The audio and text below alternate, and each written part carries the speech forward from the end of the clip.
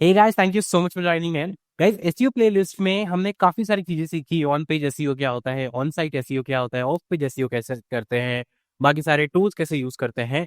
But एक question जो ये सारी चीजें करने के बाद भी दिमाग में अराइज होता है कि सर, अगर मेरी एक नई वेबसाइट है, और ये जनरली आपको जानना जरूरी भी है कि इस क्वेश्चन का आंसर कैसे देते हैं, कि अगर मेरी कोई नई वेबसाइट है तो उसको एसईओ में रैंक करवाने के लिए फर्स्ट पेज पर या टॉप 5 रिजल्ट्स में कितना टाइम लगेगा। अभी जो क्वेश्चन है इसका कोई डायरेक्ट आंसर या यूनिवर्सल आंसर नहीं है। मतलब अगर आप गूगल भी करोगे तो शायद किसी वेबसाइट पे आपको दिखेगा 6 मंथ, किसी पे दिखेगा 3 मंथ, किसी पे दिखेगा 1 ईयर। बट मैं बोलूंगा सारे ही आंसर हाफ ट्रू और हाफ अनट्रू है। अनट्रू क्यों है? क्योंकि ये बहुत सारे फैक्टर्स पर डिपेंड करता है कि आपकी वेबसाइट, वेब पेजेस एसईओ में रैंक कब करेंगे। और रैंक का मतलब टॉप 100 में नहीं, टॉप 50 में नहीं, टॉप 10 में या टॉप 5 में हम बात कर रहे हैं। क्योंकि अगर टॉप 100 में आना है तो उसके लिए बहुत ज्यादा एसईओ करने की जरूरत नहीं है। वो तो आप अगर एसईओ नहीं भी करेंगे, ऑन पेज करके छोड़ देंगे, तो उसमें भी शायद आप 10th पेज पे, 11th पेज पे आ जाएंगे। पर वो एसईओ का ऑब्जेक्टिव नहीं है। एसईओ ऑब्जेक्टिव है कि फर्स्ट पेज पर ज्यादा से ज्यादा हाई पोजीशंस को आपको अचीव करना है, सो दैट जो टॉप पोजीशंस है उन्हीं पर ज्यादा क्लिक होने के चांसेस है।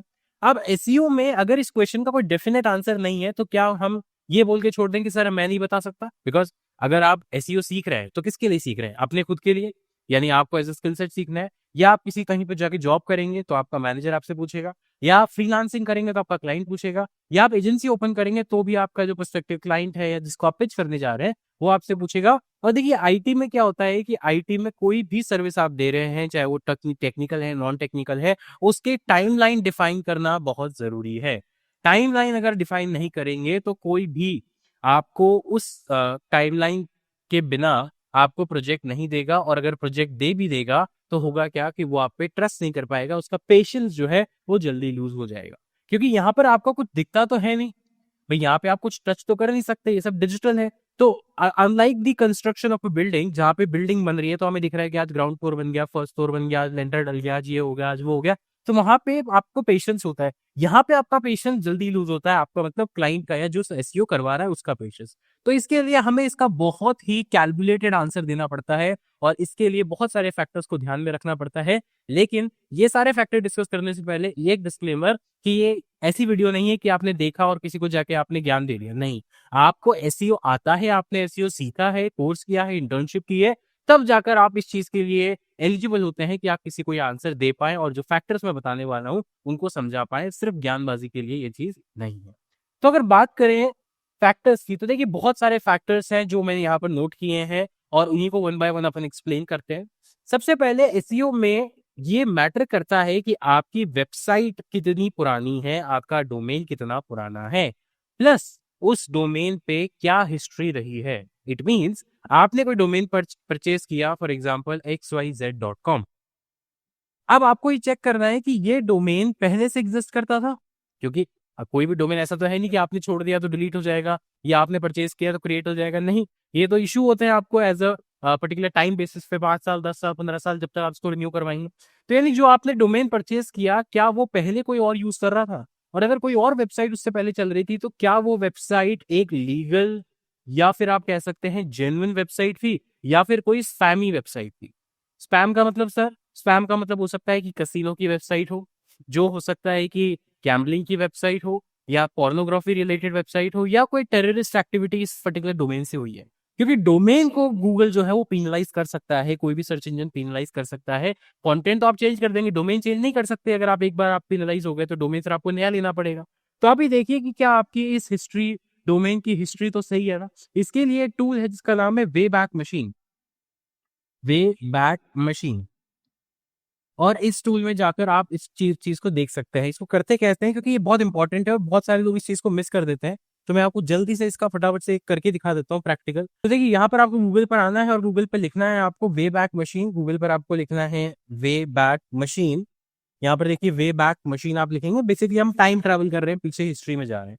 वे बैक मशीन पर जब आप आएंगे तो कुछ इस तरह का आपको इंटरफेस दिखेगा, जहां पर यहाँ पर आपको वेबसाइट का यूआरएल इंसर्ट करना है। हम कोई भी एक वेबसाइट का डोमेन का यूआरएल इसमें इंसर्ट कर देते हैं। सो फॉर एग्जांपल मैंने xyz.com डाल दिया, जस्ट फॉर एग्जांपल। अब आप देखेंगे कि xyz.com कब से एग्जिस्ट कर रहा है, 2002, 2003 अभी तक। और ये जितने भी आपको बिल्डिंग्स या शेयर्स दिख रहे हैं, ये एक्टिविटी दिखाते हैं कि कितनी बार कंटेंट अपडेट हो रहा है या क्या क्या चीजें हो रही हैं। तो अगर आप एग्जिस्टेंस देखेंगे तो xyz.com एग्जिस्ट करता है 1996 से। 1996 से इसको किसी ने यूज किया है और कंटिन्यूअसली हर साल इसको यूज करता आ रहा है। अभी सेम ओनर है, अलग अलग है, नहीं पता। यहाँ पर आप जब नीचे देखेंगे, यहाँ पर जब आप नीचे देखेंगे तो आपको ये पूरा कैलेंडर दिखता है जिस भी ईयर को आप चूज करते हैं, और उसमें जो ये स्पॉट्स दिख रहे हैं, यहाँ पर कुछ ना कुछ मेजर अपडेट हुआ है। और यहाँ पर जाकर आप पर्टिकुलर वेबसाइट का जो स्क्रीनशॉट है, यानी पहले क्या थी वेबसाइट, वो देख सकते हैं। तो फॉर एग्जाम्पल मैं चलता हूँ 2006 में या 5 में। ये 2005 में हम लोग आ गए हैं। 2005 में इतने सारे हमारे पास ऑप्शंस हैं। लेट्स से फैब 5th को हम चूज करते हैं। फैब 5th में हमारे पास कुछ इंस्टेंसेस हैं, टाइम स्नैपशॉट्स हैं, जिससे हमें दिखता है कि इस वेबसाइट पर क्या कंटेंट रहा होगा फैब 5th को। अब देखिए, XYZ consulting, I may disagree this, ये वेबसाइट है वहां पर। जो अब ये हो सकता है आप बोले कि सर ये कैसी वेबसाइट है, ये तो कोई CSS फ्रेंडली भी नहीं है। उससे फर्क नहीं पड़ता, फर्क पड़ता है उसके कंटेंट से। तो यहाँ पर देखेंगे तो xyz.com पे क्या हो रहा था, क्या नहीं हो रहा था। तो आपको ये पूरी रिसर्च करनी है। आपको ऐसा डोमेन पहली बात लेना ही नहीं है जिसपे किसी भी तरह की इलीगल एक्टिविटी या स्पैमी एक्टिविटी हुई है, क्योंकि उससे डोमेन का जो स्पैम स्कोर है वो बढ़ता है। प्लस गूगल की नजरों में अगर वो डोमेन पहले से पेनलाइज है तो आप कितनी भी कोशिश कर लें, आपका डोमेन कभी रैंक नहीं करेगा, आपके वेब पेजेस कभी रैंक नहीं करेंगे। ये फैक्ट बात है। और इसीलिए मैंने यहाँ पे लिखा है its history plus domain age, domain कितना पुराना है। ये देखा गया है कि जितना पुराना डोमेन होता है उतनी ज्यादा उसकी अथॉरिटी बढ़ती है गूगल की या किसी भी सर्च इंजन की नजरों में। तो इसलिए डोमेन जैसे जैसे आपका पुराना होता जाएगा और उसकी हिस्ट्री अगर ठीक है तो वो चांसेस हैं कि वो जल्दी रैंक करेगा या जल्दी वेब पेजेस को रैंक करेगा। बट ये सिर्फ एक फैक्टर नहीं है। ऐसे तो आप बहुत डोमेन्स खरीद के रख लो, 5 साल बाद तक कुछ मत करो और फिर SEO करो तो रैंक हो जाएगा, नहीं, ऐसा नहीं होगा। This is one of the factor, only factor नहीं है रैंक करने का, this is one of the factor. अगर आपने ये कर दिया पर ना तो ऑन पेज किया, ना ऑन साइट किया, ना ऑफ पेज किया, तो रैंक हो जाएगा, नहीं होगा, राइट। तो this is one of the factor. Second factor है व्हाट काइंड ऑफ कीवर्ड्स। भाई आपने SEO तो करना है, पर पहले तो कीवर्ड सर्च करोगे ना, किस टाइप के कीवर्ड्स पे आपको करना है। क्या वो इन्फॉर्मेटिव कीवर्ड है? हमने पहले इस चीज को हमारी इसमें कवर किया हुआ है प्लेलिस्ट में कि टाइप्स ऑफ कीवर्ड क्या होते हैं। क्या आपके इन्फॉर्मेटिव कीवर्ड है, क्या आपके बिजनेस कीवर्ड है, क्या आपके ब्रांड कीवर्ड है, क्या कोई ऐसा कीवर्ड तो नहीं जिसको कोई सर्च नहीं कर रहा। फॉर एग्जाम्पल अगर मैं लिखूं यहाँ पे कि व्हाट इज, मेरे ब्रांड का नाम लिख देता हूँ XYZ ऑल अबाउट, ऐसा कुछ मैंने लिख दिया। अब कोई इसको सर्च ही नहीं कर रहा, क्योंकि ना तो ये किसी के लिए बिजनेस कीवर्ड है, ना किसी के लिए ब्लॉग कीवर्ड है, कुछ भी नहीं है। ये सिर्फ मेरे लिए ही कीवर्ड है। तो कोई सर्च करेगा तो शायद मैं ही बैठ के सर्च करूंगा।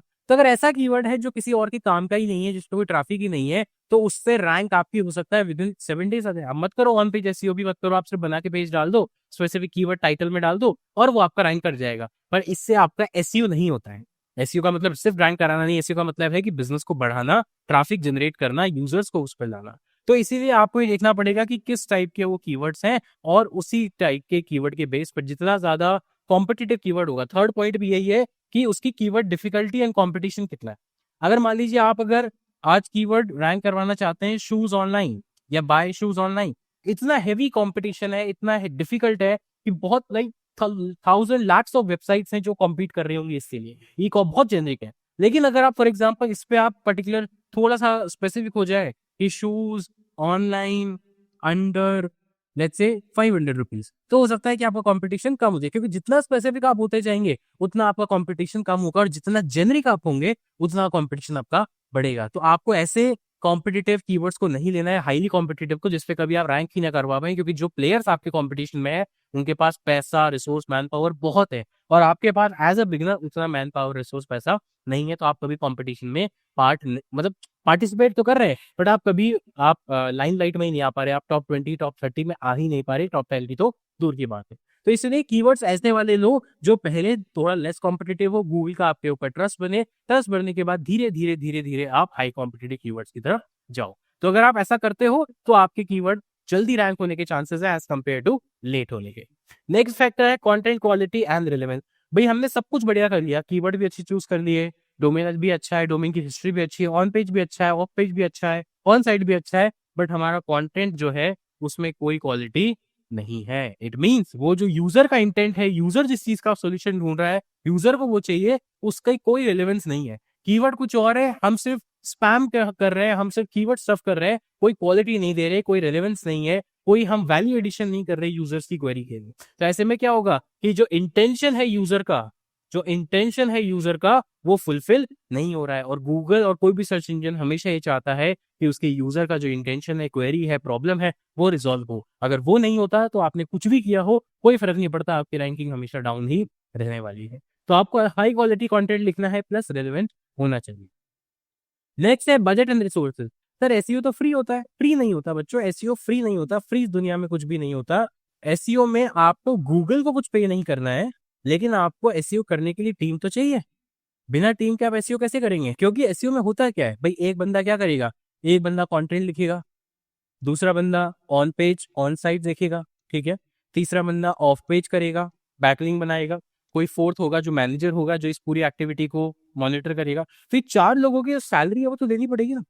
तो जो फ्री है, फ्री गूगल आपसे नहीं ले रहा है, पर ये 4 लोग फ्री में काम नहीं करेंगे, 5 लोग फ्री में काम नहीं करेंगे, टीम फ्री में काम नहीं करेगी। तो इनकी जो सैलरी है इसी को आप बोलेंगे बजट।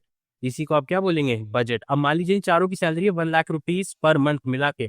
अब आपके पास 1 लाख रुपीज पर मंथ नहीं है, तो मतलब कोई ना कोई काम इसमें से कॉम्प्रोमाइज होगा, और कॉम्प्रोमाइज होगा तो ऑफकोर्स सी बात है कि आपको जो रिजल्ट है वो डिले होंगे।